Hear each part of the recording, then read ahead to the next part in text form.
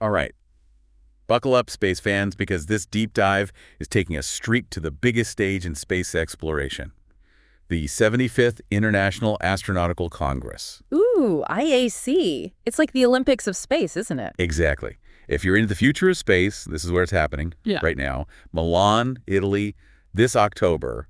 We're talking cutting-edge tech, groundbreaking research, the works. And everyone who's anyone in the space world will be there. Oh, absolutely. We're talking scientists, engineers, astronauts, even policymakers. And the best part is, we've got a sneak peek for our listeners. We've been digging through sponsor lists, program highlights. Think of it as your backstage pass to the biggest space event of the year. And this year is shaping up to be especially fascinating. Okay, so first things first.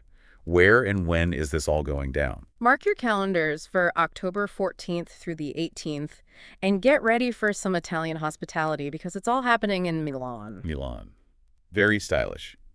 And speaking of stylish, have you seen the countdown clock on the IAC website? Oh, yeah. It's getting down to the wire. It really builds the excitement, doesn't it? Like, this is a big deal, and they're not shying away from the big questions this year.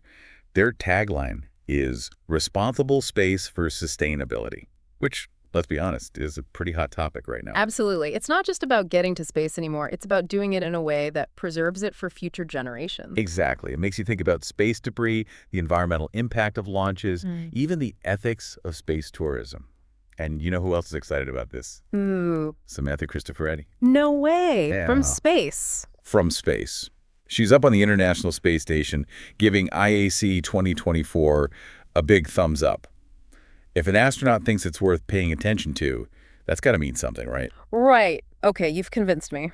Now let's talk about who's hosting this massive space party. The International Astronautical Federation, or IAF, is the main organizer. They're the big dogs, the global authority on space. Exactly. But they've got some fantastic local support. The Italian Association of Aeronautics and Astronautics, the Italian Space Agency, and even Leonardo tours are all involved. Talk about a power team. Italy's really rolling out the red carpet for the space community this year. And speaking of rolling out the red carpet, let's talk about the sponsors. You know what they say? Follow the money, right? Always a good rule of thumb. Especially in the world of space exploration, sponsor lists can be incredibly revealing. Oh, they're gold mines of information. They tell you who's investing heavily in space, what areas are attracting the most attention, and even hint at the geopolitical dynamics at play. It's like a treasure map leading to the most exciting developments in the space sector. Exactly. So we've got our treasure map ready, the official IAC sponsor and exhibitor list. And trust me, it's extensive. We're talking a who's who of the space industry, from the biggest names you'd expect to some fascinating niche players you might not have heard of. Ooh, I love a good deep dive. Let's see who's who. All right, at the top of the pyramid, we've got the anchor sponsors. This year, it's the Italian Space Agency and Leonardo. Makes sense. The host nation always brings their A game. It's their chance to showcase their own space capabilities and ambitions. Absolutely. Then we move on to the platinum level, and this is where it gets really interesting, geopolitically speaking.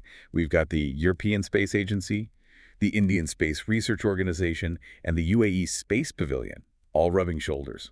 Wow, talk about a global stage. You've got Europe, Asia, the Middle East, all major players in the space arena. And it really highlights how space exploration is becoming increasingly globalized. It's not just a two-horse race anymore. It's more like a cosmic dance-off, with everyone trying to find their rhythm in this new era of space exploration. I love that analogy. And the music is just getting started. As we move down the list to the gold sponsors, we see even more diversity. We've got Thales Alenia Space, the UK Space Agency, VAST Space. Oh, and get this, the Chinese Society of Astronautics, along with a handful of other Chinese companies, are also listed as gold sponsors. Now that's interesting. China's space program has been on an absolute tear lately, and their presence at IAC just goes to show how serious they are about becoming a major force in space. It's like watching a rising star. Except this star has rockets. And a whole lot of ambition. But it's not just about governments anymore, is it? The commercial space industry is booming, and you can see that reflected in the IAC sponsor list. Oh, absolutely. We're talking SpaceX, Blue Origin, Axiom Space. These companies are pushing the boundaries of what's possible in space, and they're not afraid to shake things up a bit. It's a whole new era of space exploration, one where private companies are playing a leading role. They're not just supporting players anymore, they're driving innovation and pushing the limits of what we thought was possible. And the best part, it's not just the big players anymore. This year's IAC sponsor list is full of these fascinating niche players, companies that are laser-focused on very specific areas of space tech. Oh, tell me more. I love those hidden gems, the companies that are doing really cool, innovative things that most people haven't even heard of. Exactly. Like take, for example, AAC Space. They're a Swedish company that specializes in small satellites. Small, like how small? Small, like nano-satellites. We're talking the size of a shoebox, packed with cutting-edge tech. Wow, that's incredible. The miniaturization of technology never ceases to amaze me, and it makes space more accessible, too. Suddenly, you don't need to be a superpower or a multi-billion-dollar corporation to launch something into space. Exactly. It's opening doors for smaller nations, universities, even private companies. But miniaturization is just one piece of the puzzle. Another name that caught my eye on the sponsor list, Axitar Ltd. Axitar. I don't think I've come across them before. They're a bit more under the radar, but what they're doing is incredibly cool. They specialize in developing, wait for it, optical coatings for aerospace. Optical coatings, so like specialized coatings for mirrors and lenses used in space telescopes and satellites? Exactly. We're talking about material science at its finest, engineered to withstand the harsh conditions of space while enhancing the performance of critical instruments. It's easy to overlook those kinds of details, but they're essential. Without those specialized coatings, our ability to observe the universe and gather data would be severely limited. Exactly. It's like, yeah, rockets are cool, but you need those high-performance optics to actually see where you're going. It's all about the details. Speaking of details, I noticed another company on the list that plays a critical, albeit behind-the-scenes role, and they specialize in satellite services. Think of them like the air traffic controllers of space. So they make sure all those satellites up there are talking to each other, transmitting data, and not crashing into each other. Precisely. They're the unsung heroes, keeping our entire space infrastructure running smoothly. You know, what's fascinating to me is how the sponsor list really highlights the interconnectedness of the space industry. It's like a giant puzzle. And each of these companies, each organization, is contributing a piece to the bigger picture. And when those pieces come together at IAC, the possibilities are endless. It really is, isn't it? And we've only scratched the surface. We haven't even touched on the actual program yet, all the presentations, panels, discussions. Oh, right. That's where the real meat is. Exactly. And this year, with responsible space for sustainability as the overarching theme, I'm really curious to see what kind of concrete actions and solutions people are proposing. Well, you know, space debris is a big one. There's got to be some serious talk about how to mitigate that, right? Oh, absolutely. And it's not just about cleaning up the mess we've already made.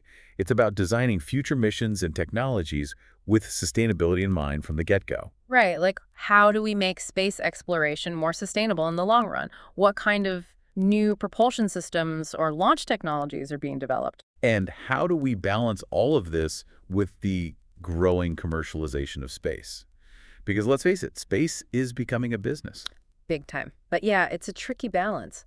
How do we ensure equitable access to space resources, prevent monopolies, and avoid the tragedy of the commons? It's a lot to unpack. And I have a feeling those conversations are going to be pretty lively at IAC. Oh, I'm sure. Especially when you've got such a diverse group of stakeholders, all with their own agendas and priorities. Exactly. But hey, that's what makes it exciting. It's like, how do we find common ground and move forward as a global community? Exactly. And speaking of moving forward, I'm curious to see what's on the agenda for deep space exploration. You mean venturing beyond Earth's orbit? Exactly. What's next after the International Space Station? What about the Moon, Mars, and beyond? Are we talking about sending humans to these places, or are we sticking with robotic missions for now? Well, the Artemis program is definitely generating a lot of buzz right now. Rightfully so. I mean, returning humans to the Moon, establishing a lunar base, it's ambitious stuff. It really is. Yeah. And then there's Mars. Every time I turn around, there's a new discovery that makes the red planet even more intriguing. Like what? Oh, evidence of past water, potential for underground life, the works. It's like the ultimate mystery novel, just waiting to be unraveled. Right. And who knows, maybe IEC will be where some of those mysteries are solved. Okay. Or at least where the next chapter is written. I'm game if you are. But let's not get ahead of ourselves. Getting humans to Mars or even back to the Moon sustainably is going to require some serious technological leaps. Not to mention a whole lot of money. Oh, yeah, the billion-dollar question, funding. Space exploration is not cheap. Not at all. It's like the ultimate high-stakes investment. Mm-hmm.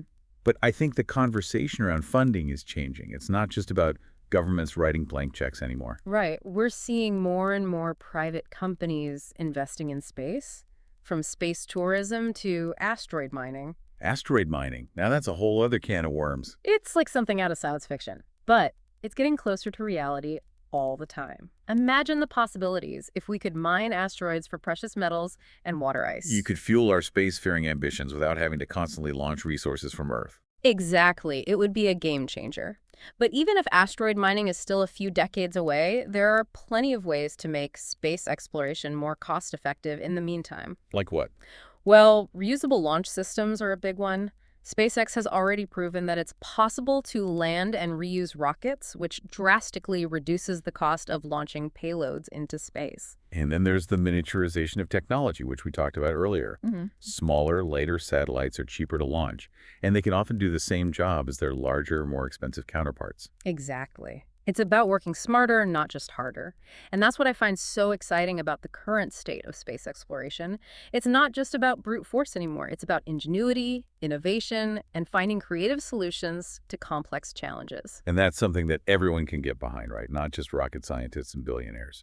Exactly. Whether you're passionate about pushing the boundaries of human knowledge, finding solutions to climate change, or just inspired by the sheer audacity of it all, space exploration has something to offer everyone. It's about pushing the limits of what's possible, and that's a universal human endeavor. It reminds us that we're capable of extraordinary things when we set our minds to it. And that's a message we could all use a little more of these days, don't you think? Absolutely. In a world that often feels increasingly divided, space exploration reminds us that we're all crewmates on this pale blue dot, hurtling through the vastness of space. We're all in this together. Exactly. And that's why events like the International Astronautical Congress are so important. They bring people together from all over the world to share ideas, collaborate, and work towards a common goal. It really does make you realize how much we have in common, even when it feels like we're worlds apart. Exactly. We're all united by this shared sense of curiosity, this desire to explore and understand the universe around us. And that's something we're celebrating, don't you think? Absolutely. And what better place to celebrate it than at the International Astronautical Congress? It's like the ultimate gathering of space enthusiasts. It's where the dreams of yesterday meet the innovations of today, shaping the future of space exploration. And I have a feeling this year's IAC is going to be one for the history books. I agree. With everything we've uncovered, the sponsors, the themes, the sheer scale of it all. It really feels like we're on the verge of a new era of space exploration. An era defined by international collaboration, responsible innovation, and a deep commitment to making space accessible to everyone. And who knows, maybe one of our listeners will be inspired by what they've heard today to join this incredible journey. Maybe they'll be the ones presenting their groundbreaking research at a future IAC. Or designing the next generation of spacecraft. Or maybe even venturing into space themselves. Now, wouldn't that be something? It's certainly an exciting time to be a space enthusiast. That's for sure. And on that note, I think we've covered just about everything we can about the 75th International Astronautical Congress. We've explored the sponsors, the themes, the challenges, and the incredible opportunities that lie ahead. It's been a wild ride. So to all our listeners out there, thank you for joining us on this deep dive into the future of space exploration. Keep looking up, keep asking questions, and never lose that sense of wonder. Because as we've learned today, the sky is not the limit when there are footprints on the moon. Until next time, space fans.